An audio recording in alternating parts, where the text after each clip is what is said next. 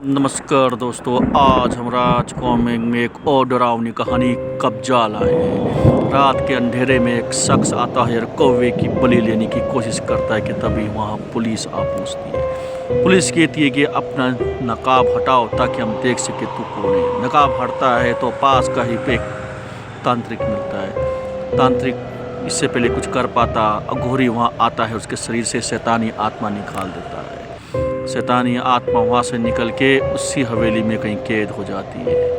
उसके बाद जब वो अगले पल दरवाज़ा खोल के देखते हैं तो लोगों की बलीती हुई शरीर होती है, हड्डियाँ सब। पुलिस वहाँ से चली जाती है, उस तहखाने को बंद कर देती है। साल बीत जाता है। उसके बाद उस हवेली को ठीक करके वहाँ रहने के लिए एक परिवार आता है, दिवाकर और उसकी फैमिली का परिवार।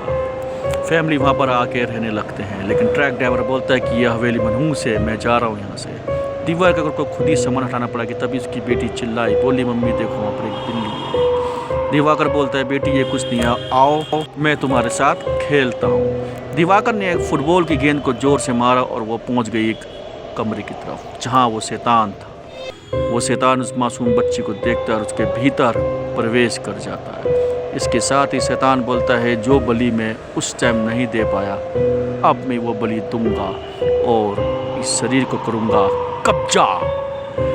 इधर गांव वालों को पता चलता है कि उसी मनहूस हवेली में कोई लोग रहने आए थे। वो लोग दिवाकर घर के पास जाते हैं, दिवाकर को समझाते कि यहाँ से चले जाओ, लेकिन दिवाकर उनको ही लौटा देता है। उसी रात दिवाकर उसकी बीवी को आवाज़ आती है बेटी की। जब जाके देखते हैं वो पाते हैं कि उसकी बेटी के ऊपर शैतानी हमला हो चुका है। दिवाकर ने खंजर उठाया और उस शैतान को मारने की कोशिश की, लेकिन वहाँ उसकी बेटी थी। बेटी को गोद में उठा के अपनी बीवी की तरफ जा रहा होता है कि उसकी बेटी शैतान बन चुकी होती है और दिवाकर के ऊपर ही हमला शुरू करता है। दिवाकर ये देख के पागल हो जाता है। रोंगटे खड़े कर देने वाली इस दृश्य को देख के वो वहाँ से भाग निकलता है और गाँव की तरफ पहुँच जाता है मदद मांगने के लिए। गांव वाले बोलते हैं हमने तुमको पहले ही कहा था, लेकिन अब देर हो चुकी है, हमको तांत्रिक की मदद लेनी पड़ेगी। इधर अघोरी वहाँ आ जाता है।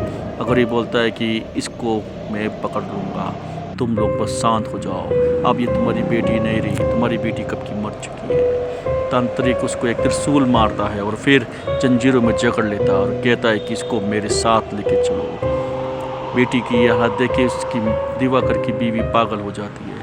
इधर तांत्रिक गड्ढा खोदता है और कहता है कि इसको जिंदा यहाँ दफन करवा दो। ये देख के दिवाकर भी पागल सा हो उठता है। अपनी बेटी को इस तरह से जिंदा दफन देख के वो सहम सा जाता है। गांव वाले उसको तसल्ली देते हैं और फिर शाम 20 साल बाद एक खदान में काम कर रहे होते हैं कुछ लोग, इंजीनियर और वहाँ पर और भी लोग। तभी वहाँ पर एक धमाका होता है। धमाका इतना तेज होता है कि कुछ आग गिरता है। इधर इंजीनियर और दूसरे लोग आपस में बात कर रहे होते हैं कि तभी वहाँ पर एक लेबर आता है और बोलता है कि साहब हमें कुछ मिला है। इंजीनियर वहाँ जाके देखता है और उसकी आंखें फटी की फटी रह जाती है। वहाँ होती है वही बच्ची जिसको तांत्रिक ने 20 साल पहले बांधा होता है और अब वो बड़ी हो चुकी है। ये देख के इंजीनियर उस त्रिशूल को वहाँ से निकाल और वो बन जाती है डायन अपने बदला लेने के लिए इंजीनियर लोग को मारना शुरू कर देती है। एक एक करके पहले वो लाइटमैन को मारता है, फिर इंजीनियर को मारता है और फिर उसी कर्मचारी को मारता है जिसने त्रिशूल निकाला था। ये देख के कारीगर सारे डर जाते हैं और अगले दिन अखबार में सनसनी की तरह फैल जाता है कि खदान में कुछ है। इधर जब पुलिस वाले फोटोग्राफर आते हैं तो दंग रह जाते हैं। उस शैतान को देख के गोलियां चलाते हैं, फोटो खींचते हैं, लेकिन कुछ नहीं होता। अगले दिन पुलिस वाला प्रोफेसर भूतनाथ के पास आके उस फोटो को दिखाते हैं। भूतनाथ बोलता है कि मैं इस पर तहकीकात करूँगा। क्या वाकई में भूतनाथ इस पर तहकीकात करेगा? क्या वो शैतान वाकई में जिंदा है या कुछ और है? ये सब जानने के लिए आपको पढ़नी पड़ेगी इसकी अगली कहानी सनसनी। दोस्तों इसका अगला भाग सनसनी लेके मैं आऊँगा अगले बार में, तो आप बने रहिए मेरे साथ बेड टाइम राज कॉमिक।